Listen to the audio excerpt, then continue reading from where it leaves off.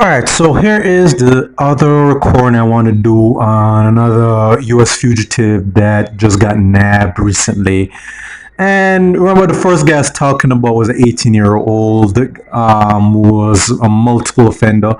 Well, this guy's decades older and is obviously a much more insidious individual, and that is none other than Charles Manoford Rainey. Now, what makes him worse than the other guy that I just did a recording on is that he may not have any assault or gun related charge, but this guy was a pedophile who was hid in Jamaica for a decade, and before he was deported recently. And this is a 71-year-old man who was again was on child molestation charges, which happened in 2010 as he molested. I can't even read this without puking. Alright. Right here. He had his wicked way with an underage girl in Georgia in 2010. All right, and the thing is, what kills me is that when he was charged, he didn't show up for his scheduled July 2011 hearing, because by then he had fled the country. No, okay. And the thing is, was telling that he came to Jamaica after that, and he was on a visa that was only good for 6 months, which then leads me to wonder why exactly did the authorities not check to see that this guy was had overstayed his visit, which makes me think he had some money that he paid off some people, or it just goes to show you how incompetent and inept the law enforcement and these agencies are when it comes to making sure that people don't overstay their visa visits. But it's more than likely that he either paid off some people, or there's some, okay, this guy who looks again like this, looks like a cross between Skeletor and Santa Claus. Yeah, I'm going there. Like, this guy, when you look at him, you can just see that this guy looks like a perverted version of Santa Claus mixed with this 80s cartoon villain. All right, and I would guarantee that a lot of Jamaicans or color struck said, "Oh, backers come to Jamaica. I mean, like, these guys come, we're in the presence of awesomeness, and we're just gonna assume that this guy is harmless as a fly because of how he looks. Because they ain't going to be giving no non-white Jamaicans, especially the black foreigners, that kind of leniency." I just kind of presume that, oh yeah, this guy he just come here as just to get away from this because he appreciates a nice warm sunny Jamaica.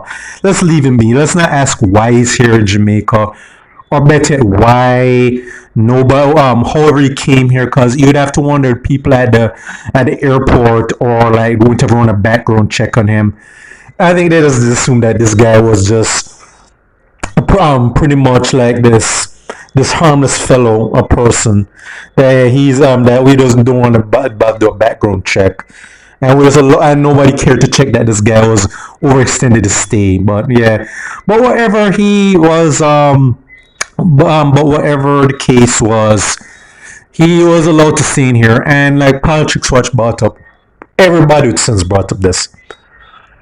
Does anyone really think that when he came to Jamaica that those sick pedophile urges just went away, like just vanished like smoke? No, because I'm wondering who else did other children, they probably victimize. And I can guarantee you there's a lot of cases in Jamaica where these children, underage children, are victimized by these perverts. And I can guarantee you that this guy, when he came here, was one of the main perpetrators. But I'm guessing that no one's going to look into the fact that who else, other children, did he have access to? Did he prey on some other people's children? I guarantee you he did. The question is, though, that did anyone report to the authorities? Like, if a child went missing, or they ended up acting strange or funny because of what happened to them? That's a good. Like, was there anybody who, when he read signs, were any red flags came off when this guy was around? Chances are a lot of those people just didn't pay attention, or they just didn't care, or chances are, because I guarantee that he had some victims here that they probably Either they reported it, police didn't do anything, which is more likely, or the parents didn't say anything. The parents and the parents just didn't believe them, or they told him to shut up. But I guarantee you, if they check hard enough, he had some victims here, which makes me, again, I'm looking funny style at the immigration office in Jamaica and the authorities as to why this guy was in the country for so long.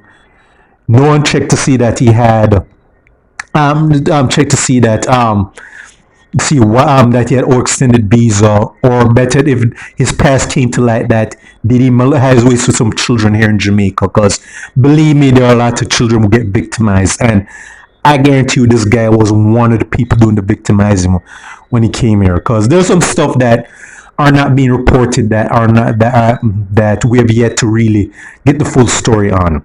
But although I'm wondering how and when did he finally get caught, maybe like the other guy, like he got careless, made a video, and some people in FBI said, "Hey, isn't this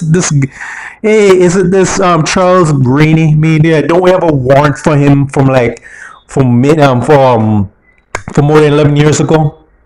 Yeah, I mean, like, yo, yeah, I mean, like, yeah, he's this guy's in Jamaica right now, and they probably made a call and they said, "Yo, people down the yard, okay, I want you to apprehend this fugitive right now, because we have a warrant over him." And that's when they likely did something, or maybe somebody reported him, because most Jamaicans probably didn't even care or know who this guy was, but somehow he most likely did something that tipped off some people, and then they came for him. But yeah, there's a lot of questions, just like with the other guy, is how he was able to stay on the radar for so long. Nobody did a background check on him, and if he had other victims. All right, because this again doesn't make Jamaica look bad, that we are so negligent and so oblivious that we can let dangerous criminals come to the country and they can hide out until either they get careless or someone snitches them out. But a lot of these people need to be more diligent in doing these background checks of people who visit. Now, unless this guy came on a boat somewhere and landed, or had some contacts here, which I would not rule out. But yeah, a lot of questions, just like what our corner did, not getting enough answers, because this guy should not have been in the country that long without raising some red flags, because given the nature of his crime, he likely had some other victims here, and we need to see if how many other children that he had, that he's around, that he might have preyed on. All right, because like I said, so this is for Stay to Jamaica and Caribbean. Check out my other YouTube pages, Miles Gus and Farron, Miles Productions, your thoughts and Miles. All right.